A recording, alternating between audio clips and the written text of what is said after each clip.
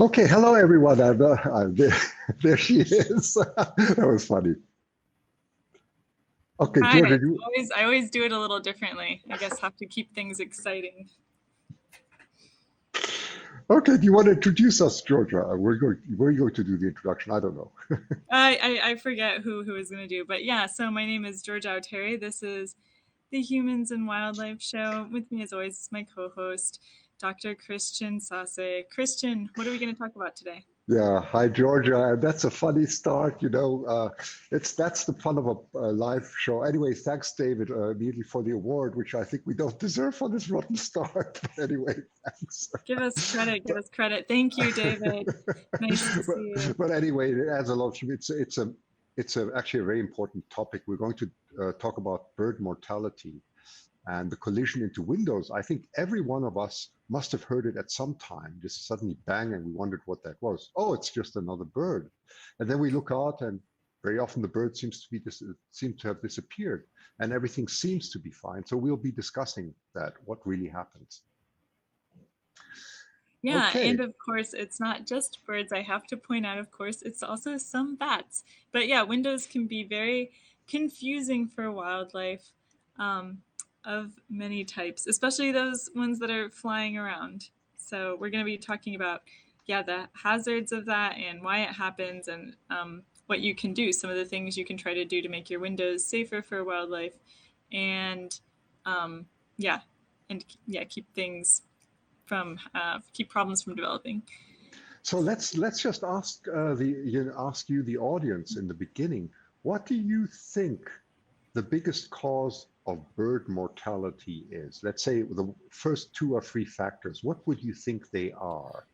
You know, I And I mean, have to specify the biggest sort of human related causes of bird mortality, right? Not the absolutely, natural absolutely, death yes, ones. Yeah. absolutely. Okay, thanks, Yes, thanks, David. put it in the comments what you think this is. We have one sort of wise ass comment from David Howden about hitting Windows because Microsoft makes such terrible software. I don't disagree these days, unfortunately. Um, Lead poisoning, okay, let's go on. So you think lead poisoning, pesticides, yes, okay, pesticides, yeah, right. Hmm. we have a lot of good comments here. I'm just sharing some of them. Go on, just put your comments A in. couple for pesticides. Yeah, go on and put them in the chat, everybody. Put them in, please. Let's wait a minute or so because this is Yeah. really. Hi, Pablo from Los Angeles. Very nice to see you. So, Pablo, tell us disturbance and so consequent starvation. Okay, David, can you be a bit more specific on that? Where does it come from? Okay, here we go again. Poison. That's rodenticide. Yes, not windmills. Okay, good. I think it Yeah. should be mandatory when building high rise. Okay, we'll get to that in a moment, Shirley. You're absolutely right. We'll get into the legislation factor too. Okay, so that's a great topic. Thanks for reminding us. We're going to do that. Anybody else? Anybody else? Yeah, we want to Okay. hear. I'm a little bit disappointed because we've talked about some pretty big causes of bird mortality on the show that people have not brought up in the comments. Okay, So, here comes the shock. Georgia, do you want to put in the stats, and I'll explain them if you. yes, Um, I will. So, um, if I can find them, here we go. Okay, yeah, that's it. You should be able to Oh, see it. So nope. cats. Yes, Yes. We are Thank you, blocking the Tyra. Cats. That's what I was wanting people to get at. We've so talked about that's the word cats. feral cats, or what you said. So those are domesticated cats that are running wild outside. You Yeah. can't even see And where it's I do stretching to. kind of have yeah, I do kind of have to interject. I mean, I'm going to take myself off for a second so we can see the bars because they're Yeah, going yeah, so far. do I that. guess they're going Okay, so far and take this me off way that too. It's yeah. fine, Georgia. Just take No, me off it's too. just Okay, for a second so they can okay. see those like numbers down here. So like the bigger the bar, the more that You can more see, and dead birds they're from this going to factor. 1 Yeah. billion. So we have 1 billion on Windows. Yeah. We have 1 billion on stray Hmm. feral cats. And then come the others. There was electrocution. There were windmills. There was the poisoning and so on. Pesticides and so on. However, these are, yes, it really is, it comes in as an absolute shock. I myself, I knew about the cats one, but I didn't know that windows are so solar panels. Those are minor things. Um, Laura says can't so hear sorry. you. Okay, I hope you can hear me. Sorry, just Georgia, 1 second. Are there any audio No. problems here? Yeah, I was just going to repeat Christian that way in case you're the one that can't be heard. Can let us know if you can hear me and or Christian. Okay, Pablo says they can hear us. Okay, Thank good. you. Thanks. Okay, good. Yeah. All good. All And good. yeah, so a couple interesting things. One, this is feral cats, but I kind of think that this is maybe a little bit of a misnomer. I bet that it's not feral cats, but free roaming cats. So probably including people's domestic house cats that they let outside and like like barn cats that are still maybe half feral. Because I know that domestic house cats that have an owner, they're not really feral, but they still also kill a lot of birds too. So and thank you everybody for commenting on the sound quality. I wonder if it's a thing. Well, someone else from Facebook says it sounds good too, so that's good. And then we did have an interesting comment. I don't know if you know the answer to this, Christian, but the Windows bar doesn't start at 0; it starts at 100. If we notice that, so someone was asking why that is. And Oh, yeah. yes, that is because, okay, I can explain it, of course. Good. That is an estimate in North America between 100 million and over 1 billion. That's why. Okay, they know for sure that it is, but the correct estimates are very difficult. I'll get into the literature in a moment. But it looks more like it's closer to the billion figure actually than 100 million. But scientifically, they're giving the whole bar. That's why. I see. Yeah. Yeah, so this isn't like a bar chart. It's Mm, not showing us counts. yeah. It's showing Mm. us the different ranges of the estimate. And just as ridiculous, I mean, I know the next question is how can the cats then start at 0? Okay, okay, I get it, I get it. That was a good point. I don't know the answer. Okay, okay, we'll get into all those points, Stanley, and so on. So let's just discuss this a little bit, where this is actually coming from. Can I ask you all another question? So we know now that collision of birds into windows is a major factor. What do you think actually happens when birds collide? Just imagine, running into a window at high speed. Why do they die? What do you think? What is the cause of death actually? So put it in as a comment, please. Yeah, Christian wants you to imagine as if you are the doctor in a detective like crime show. You're doing the autopsy. You're like, how did this bird die? I mean, obviously it hit a window, but like internally, like, yeah, does it I don't know, it like gave itself a concussion or it broke its neck or Brain just hemorrhage, learning or how yeah, they brain did. hemorrhage is one. Is it or is it broken neck? What do you think is the main cause? I mean, so we have one on brain hemorrhage. We'll comment on that in a moment. Yes, broken necks. Yes, cats. Okay, we'll leave the cats out of Well, this like one. they hit the window and then the cats get them. It's like That's yeah, that's that's a it. consequential death, right? That's the one causing from the other, right? That's Yeah. And I mean, um, it's yeah, certainly I'm sure it happens. Yeah, because the bird is disoriented on the ground. Yeah. Yes, even broken wings. Okay, so Yeah. thank you very much for those comments. Stanley was actually spot on. I'll just read out to you what we know so far about bird mortality and windows. So the research really started with an ornithologist called Daniel Clem. Daniel Clem, and he started in 1974. So he's been studying this for a long time, and he was aware of this, and his papers are recited everywhere. He has even written a book, and I will uh, share that with you later. It's just come out end of October, so our timing is impeccable now that we're just showing this now, because he's just released this book actually. But he's done some groundbreaking um, work, and we'll get into what happens when birds actually what happens, can they not see it or so on. But Sorry, actually, Christian, what's the book called again? Or this Oh, guy's name again? the book is called Solid Air, a very good title, Solid Air. You know what, Georgia, I'm going to take the title. Yeah, I'm just going to copy this 1 second. I'll put it into the chat. Oh yeah, So I I was don't, gonna do that if you say it, if you say his last name real quick, okay, I here can. we go. Here you go. That's from, so his name is Daniel Clem, and the title is very appropriate. It's called Solid Air. What a brilliant title of the book. So it's just been released at the Hancock Wildlife Fund, not the foundation, but it's the Hancock house that sells books on birds that is distributing this. So it's actually very appropriate. So what I just wanted to tell you is in 2004, there was a comparison of fatal bird injuries from collisions with towers and windows that was published.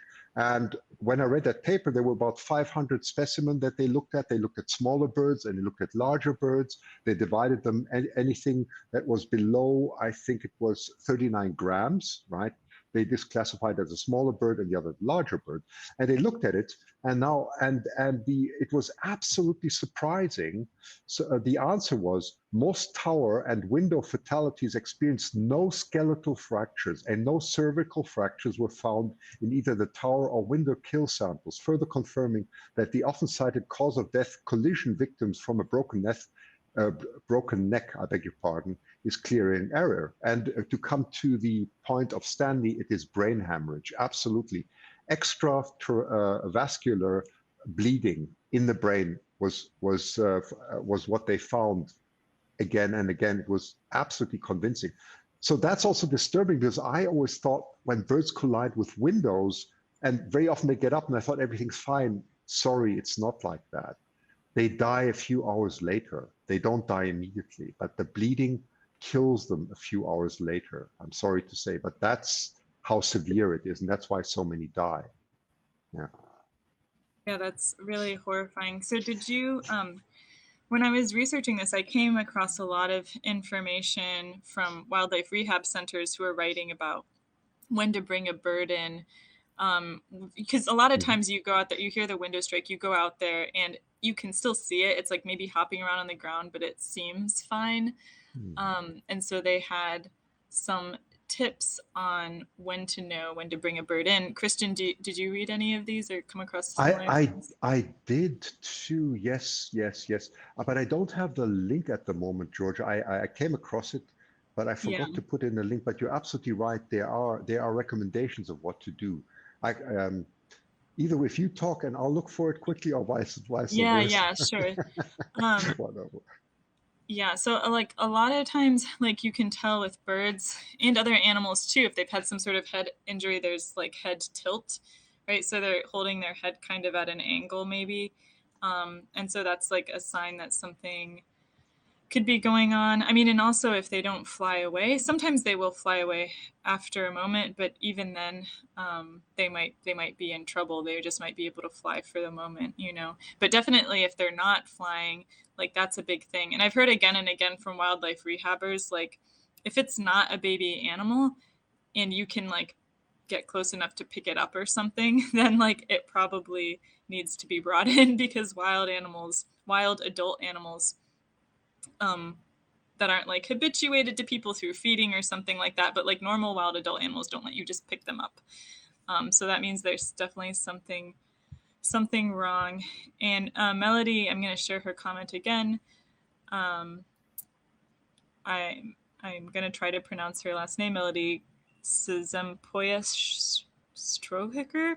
I'm so sorry for butchering that. She has it exactly right from what I hear.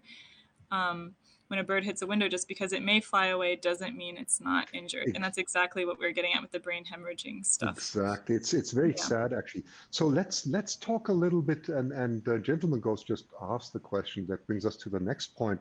So what actually happens why do birds fly into windows? And it's the same reason if that people, first of all, I mean, we do see glass to some extent, but actually if it's perfectly transparent, we don't see it. I've seen these things on YouTube, and they're supposed to be hilarious, and I don't think it's funny when people walk into glass, because it's actually very serious. I always fail to find that sense of humor, but it's quite awful. I've seen people walk through glass. So there are two things that can happen here. The reason why we walk through glass is because we don't see the glass. So it's completely transparent, right? There's no reflection in this case. It's just transparent. And we see what's going on the other side and don't realize there's a barrier. That actually for birds is not the major problem, because birds wouldn't usually fly into buildings, right? The main problem that birds face is what we call reflection. So that's a reflection of windows. So if the inside of the building is darker than the outside, which typically happens when the sun shines, you get a lot of reflection on the glass. You get the internal, the reflection of glass is usually 4, 5, 6%, and then you have it on both sides. So that gives the perception as if the sky or something is continuing, and that's fatal for most birds, because they will think they will think the journey just goes on there and then suddenly hit the barrier. So it's that reflection that is the problem, really. And that's where most of the problems arise from. So it's the outer surface, and that causes probably up to 1 billion bird deaths. So it's the reflective one, not the transparent one so much. Yeah, and it should be like noted too, like why is it exactly, Christian, that the reflections are such a problem? Right. Yes, of course. And I wonder, you see, I mean, let's bring this picture back in, Georgia. Let's see if we can do that. Yeah. And get rid of this one. Wait a minute. There, let's get rid of that one. Oh, not me. I wanted to put the picture in large. Oh, here I can do it. Yeah. Oh, sorry, now I messed it up completely. No, you're fine. Yeah, so for one, it looks like the sky potentially, right? That's it. And the building I'm in has windows like this. If I can show you, you can't tell from the inside, but it has very big, very reflective windows. And these windows can be kind of appealing because they are supposed to be a little bit better for solar regulation sometimes. Like they help keep it from getting too hot inside sometimes by reflecting more. And like having it be a little bit shadier inside, but then you have this problem of the reflection.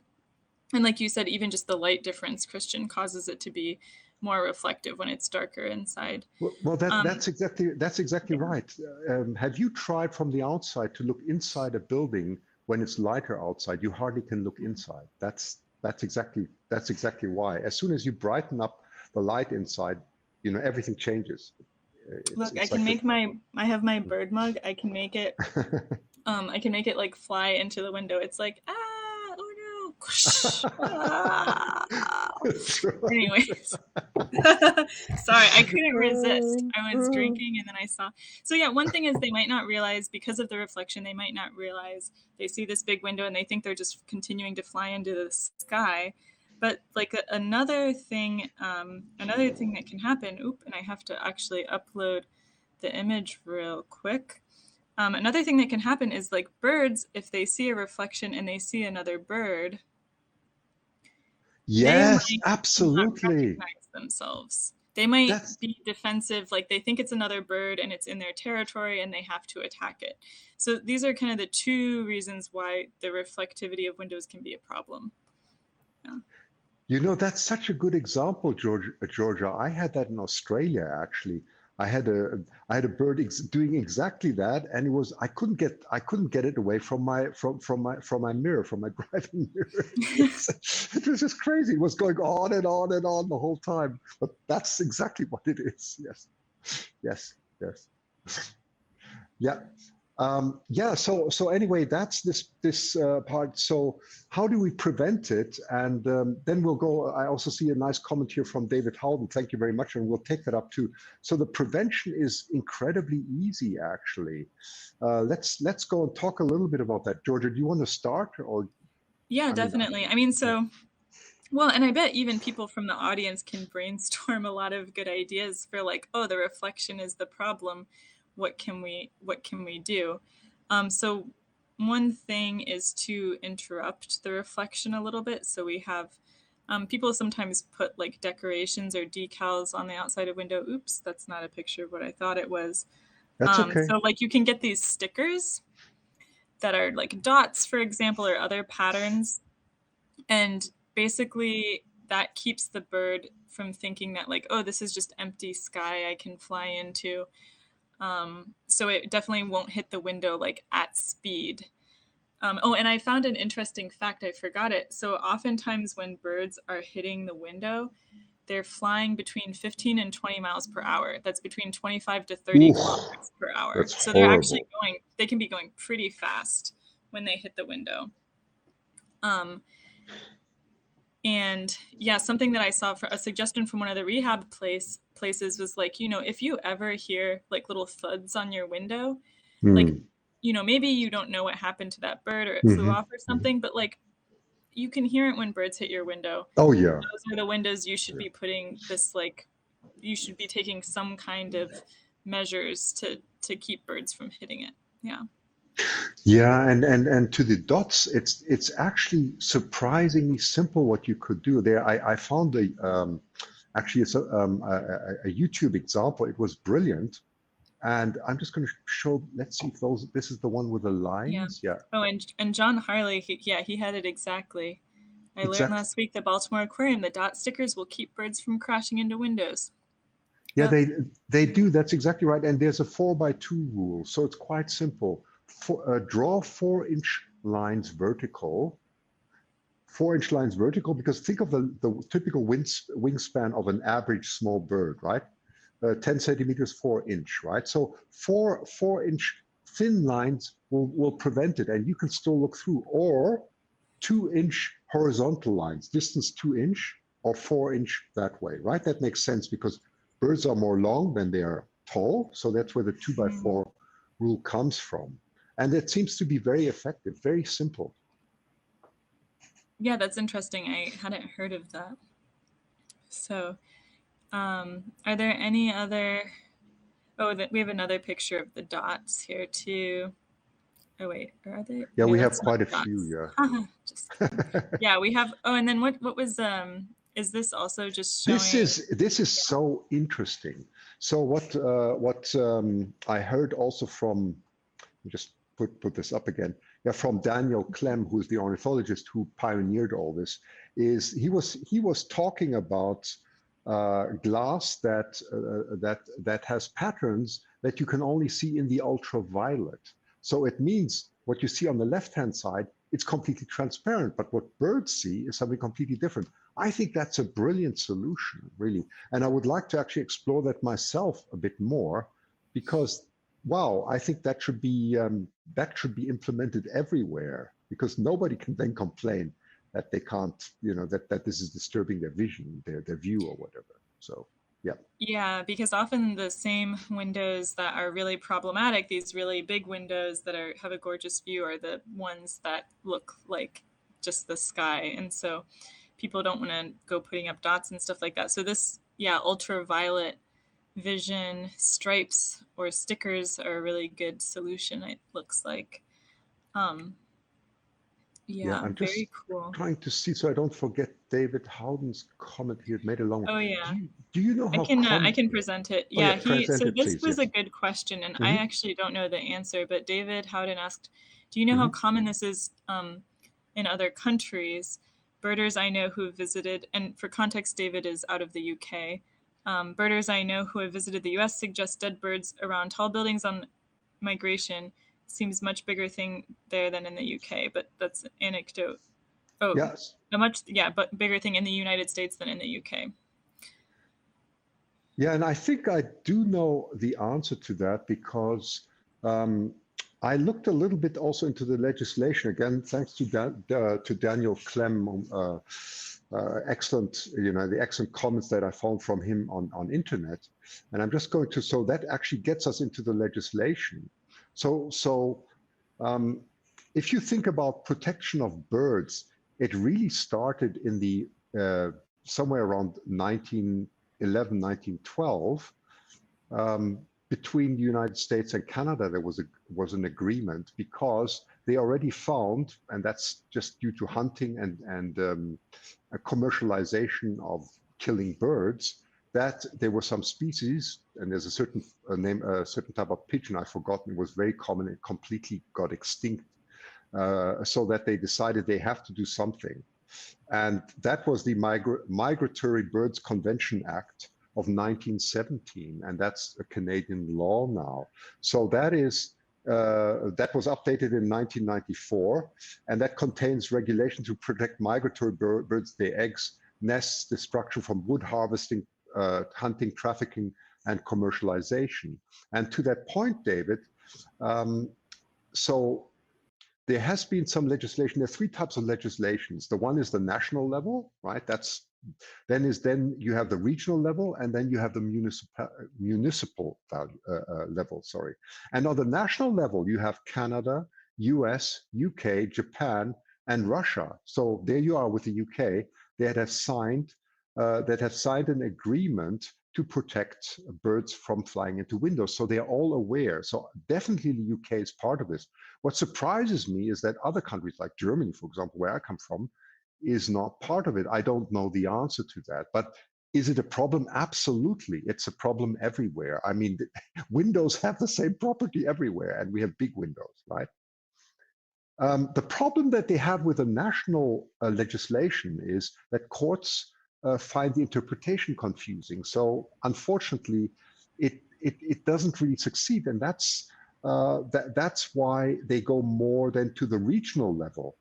On the national level, they have the Federal Bird Safe Building Act of 2019, but it's under review. So this is a bipartisan, we're talking about the United States now, a bipartisan supported bill that would require public buildings incorporate bird safe building materials and architecture.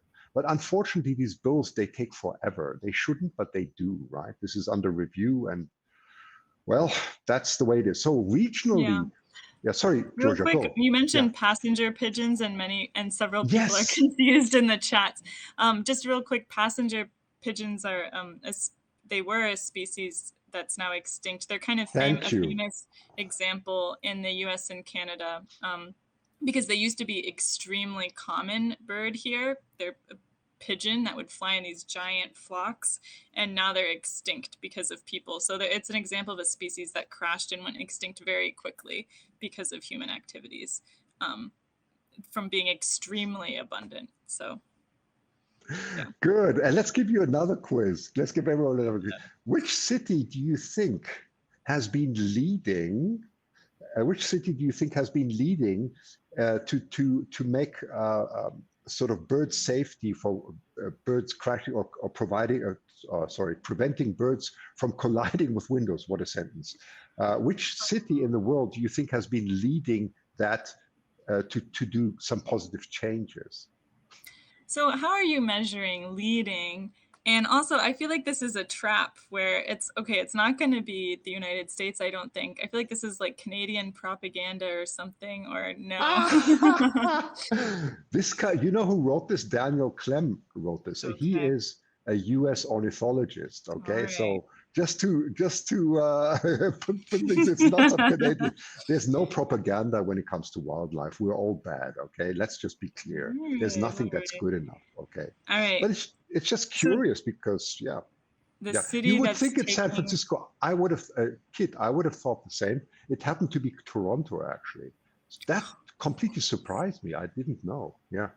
Toronto took it up very seriously and is implementing that. And big cities like also San Francisco they are actually following this now. New York. So yeah. Canadian propaganda confirmed. No, I have seen a lot. Whenever it's fall, I see a lot of stuff from Toronto where like they definitely push the like lights out at nighttime.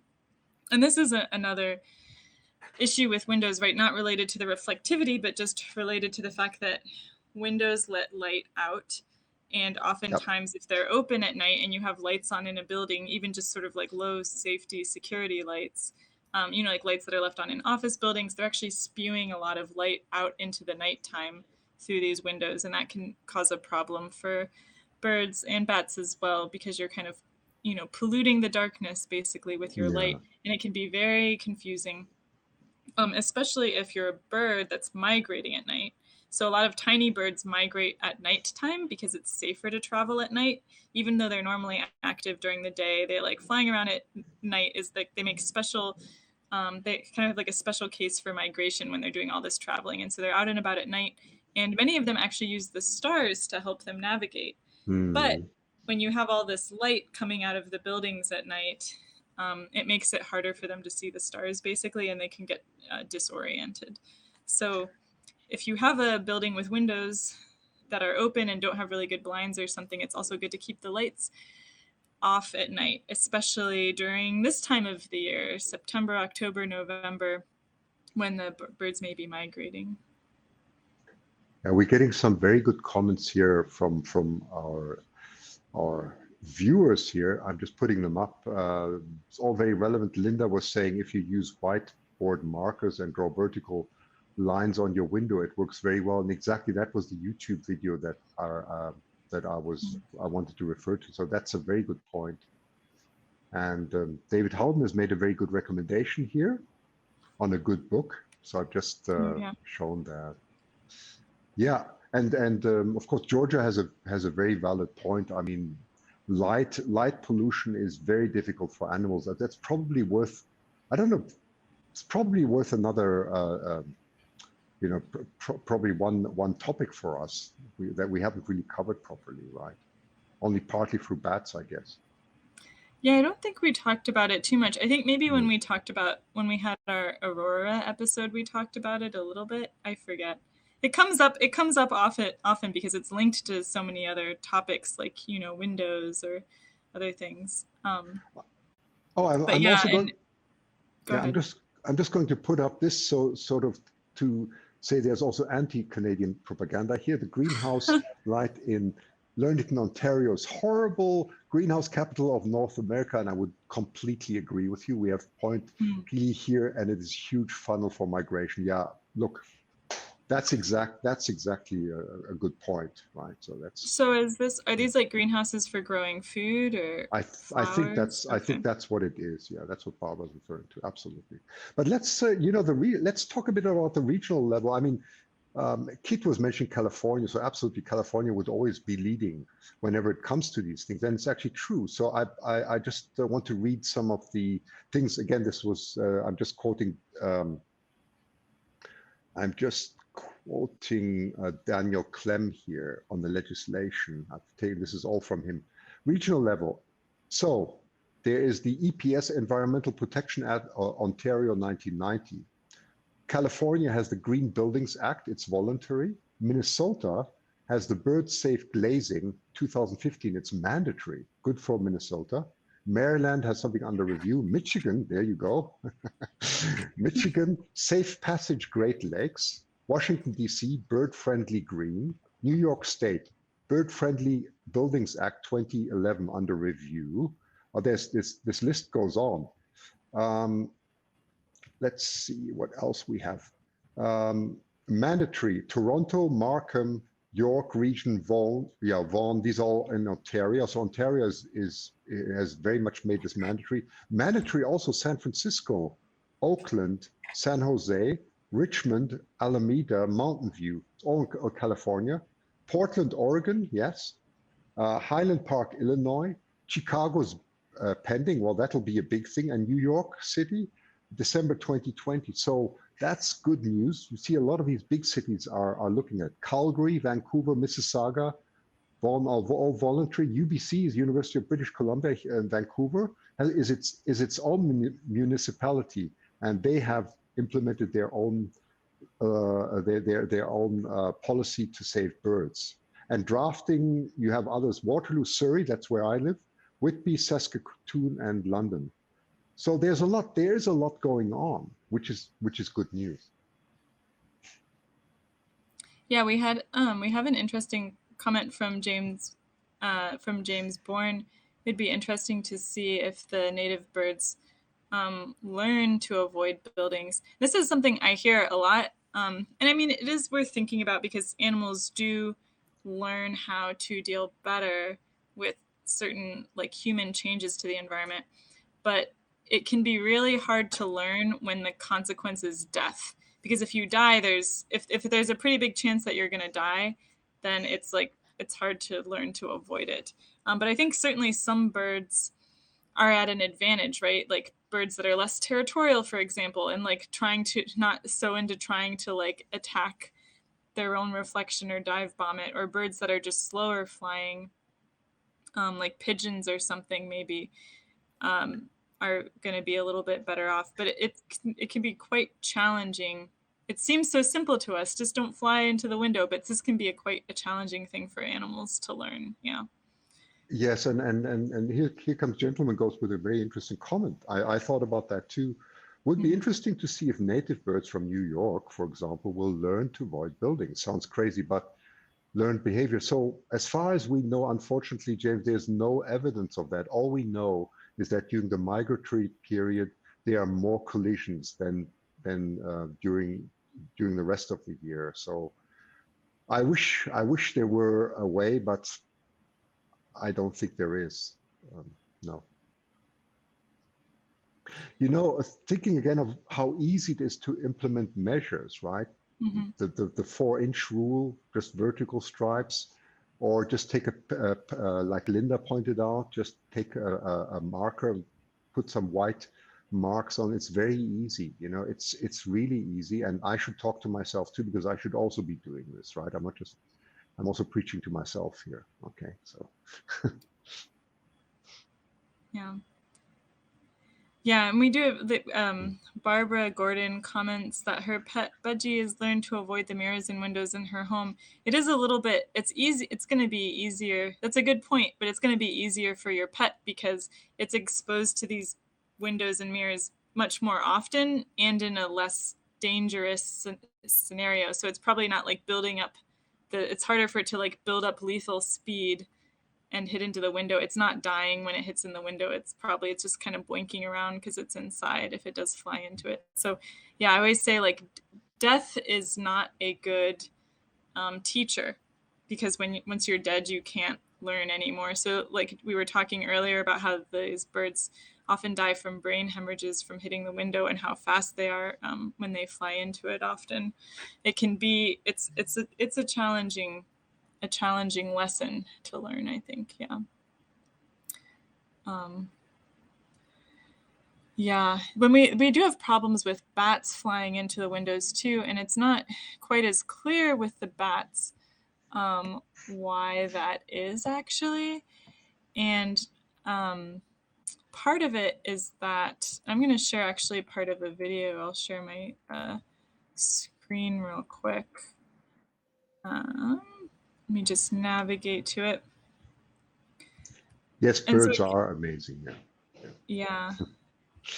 I agree. Present. Yeah, and with bats, it's a little bit less clear why they're flying into the windows when they can sense. They can echolocate. Oops.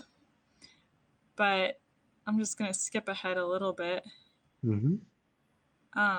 And so this is sort of slow motion of bats flying around, and you can sort of see them. They come right up to the smooth surfaces. And even though the smooth surface is going to bounce their echolocations back perfectly, but you still see them hitting into it. And part of their, I'm going to go back a little bit to the other smooth surface. Part of why they think that is because it's just so different than what the bats would encounter in nature. So I'm going to stop sharing now. But like the smoothest thing the bats would encounter in nature is probably like water, right? But even water is like not so smooth as this. So because it's like such a perfect bounce, the glass is such a perfect bounce back of their echolocation. They're not sure exactly why the bats even hit it because it is bouncing back their echolocation. But I think they're supposedly confused in some way because it's like such a perfect reflection. They're like, there's some thought that maybe the bats think it's water and that they can like drink from it or something. And nobody really knows why though. I was at a conference once where someone was making this argument that like the bats are confused by the glass because they think it's water, and so they think they can drink from it, and then they crash into it instead. And the guy sitting in front of me watching the talk just turned to the person sitting next to him and he goes, "I do not think the bats are so stupid." He was like French or something, you know what I mean? But I mean, it's like debated basically, given that we know the physics of the situation. Even it's still like, why are the bats flying into the glass? We don't know. But it's a problem even though the bats like don't break their necks or anything. I think they're more often physically fine than the birds are from these collisions. Well, let me take a guess, okay, as a Okay. physicist at Oh yeah, this. you want to guess? And Yeah. I don't know anything, okay, about this. I have to just but my guess is the following. It depends on the refractive index, really, that they encounter at a specific frequency. So if you look at the refractive index, that's that air has the refractive index of 1, Yeah. water is about 1.3 something, and glass is also around that. So glass and water, at least to some extent, seem very similar. But bats have a completely different frequency. So I would, if I had to do a look at the answer, I would look at the frequency range or the refractive index of ultrasound in that region. I don't know it actually, but that's what I would look, because maybe the frequency response of glass is very different to anything else that that bats have ever encountered. That's my silly guess, okay? But that's where I would look at. Yeah, I mean, Christian, maybe you should start looking into this, right? Because you have a lot of physics knowledge and a lot of wildlife interest. So maybe you're the perfect person to sort of crack this. Um, I would love that topic. Yes, I would love it. let's do it. Collaboration. We're going to be Yeah. collaborators in research too. Yeah, I mean, so there's a lot of articles on this, like back around in 2017. Mhm. And then it kind of, just because of this study that came out, and then it kind of dropped since then. So I think Mhm. it's a little bit of an open topic for us to potentially explore. Okay, great. Here's another comment from David. That's a good one. Let's just put that on the screen. 1 second. Okay, here we go.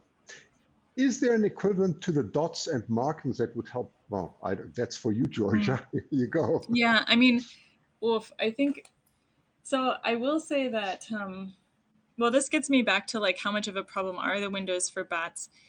And I think in order to make the windows more visible to bats, you would have to make them like fuzzier or something. I mean, I guess maybe you could come up with some kind of film that's like still see-through but is like a little bit fuzzy or something. But I think that like something that bounces the sound differently would help. I guess not a little bit. I think it's just like the glass is so smooth. One line of thinking goes that maybe the glass is so smooth that it does like sort of unexpected things with the bounce back of the echolocation, and that's what confuses the bats. And then there's another, and people are like, and or maybe they think it's water and they try to drink from it. So I think figuring out why they fly into it would be helpful for trying to figure out how to get them to stop flying into it. But I would say this: um, the bats are often, I think they're often flying slower, and they're often not sort of physically injured when they run into the window. But what happens is they are often knocked to the ground. And the problem then is the bat is on the ground, okay, but a lot of bats can't take off flying from the ground like birds can. Um, so actually, bats also hit this window that I'm in a lot. And of course, I get a call from like, or an email from like the building people or whoever sees the bat. And the bat is usually fine. It's just like sitting. In fact, the bats have actually, once the bat was dead, but all the other times they were like perfectly fine for a while after. And the thing is that they just can't fly again because they're stuck on the ground. So they need to be able to climb up something like a tree or something nearby, where then they can drop and swoop and get the air running under their wings again, and then they can fly. So I would say, like, maybe instead of trying to make the windows bat proof, it's a good argument to have like trees around buildings and stuff like that. That way the bats can like save themselves once they hit the window. That's a good point. There you go. Trees play a very important part in this. That's good.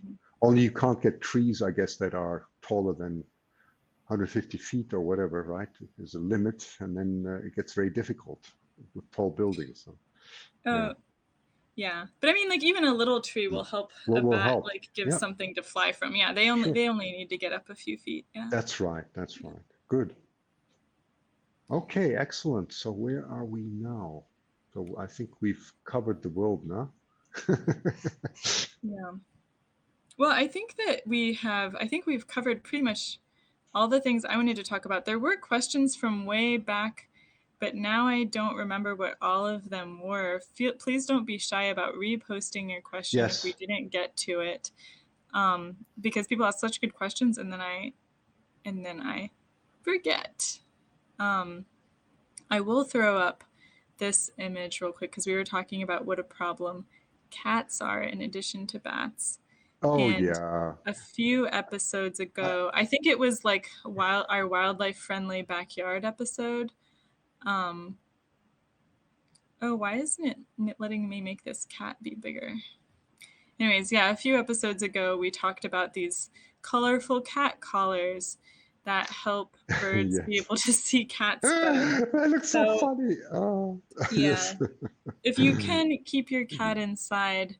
But if you can't for whatever reason, this is a better alternative than like the collars with the bells are, because the cats can learn how to stalk while keeping the bell silent, and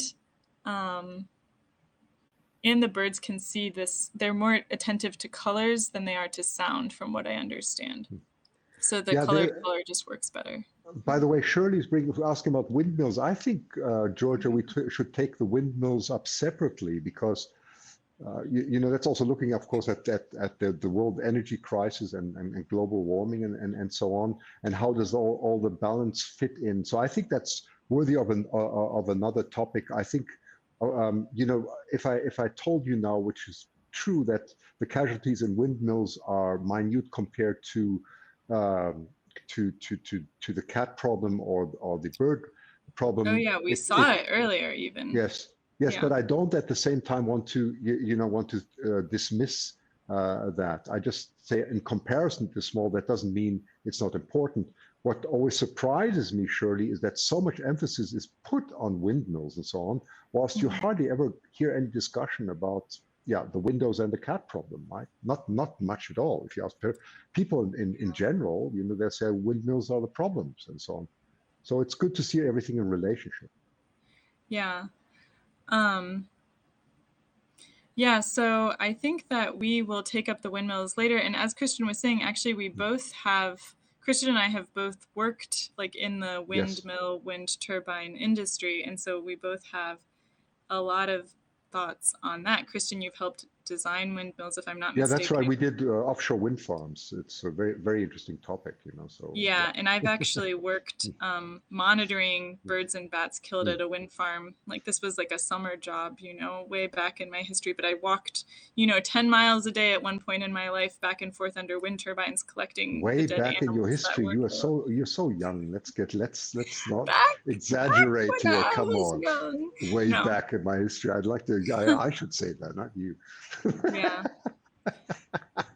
Oh, Barbara Gordon says, another issue here near Point Pelee, wind turbines. Yeah, that's pretty close to me. We'll bring it up, Shirley. We will. Yeah. We will. So this is a great segue. If you don't already, please subscribe to me and Christian, wherever it is that you're watching, and you'll be sure to see our future episode on windmills or as I like to say, wind energy and wildlife.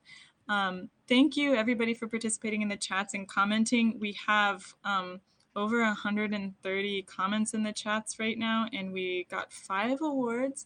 So thank you to those who donated through awards, including John Hardy, Stanley Skirvin, David Howden, Peter Bittner, and Heavenly Dew. We appreciate it so much, and it's great encouragement to keep going and spending some time each week researching topics, inviting guests, and thinking about these things. Yeah, thank you so much for everybody, and we really appreciate your participation. Without you, this would be nothing. And I'll just want to close off on a comment here from something beautiful that Daniel Clem said. So let me just read this passage at the end. As the most powerful and dominating life form on Earth, we have the responsibility to protect the species which share our planet. Our world depends on healthy biodiversity to ensure sustained health for ourselves and those generations to follow. So, on that note, thank you very much, everyone. Yeah, that's beautiful. Well, and I have to add one more note, which is our guest next week is Dr. Iroro Tanchi. And so she's a Nigerian bat conservation researcher, and she's won a lot of awards for her conservation work.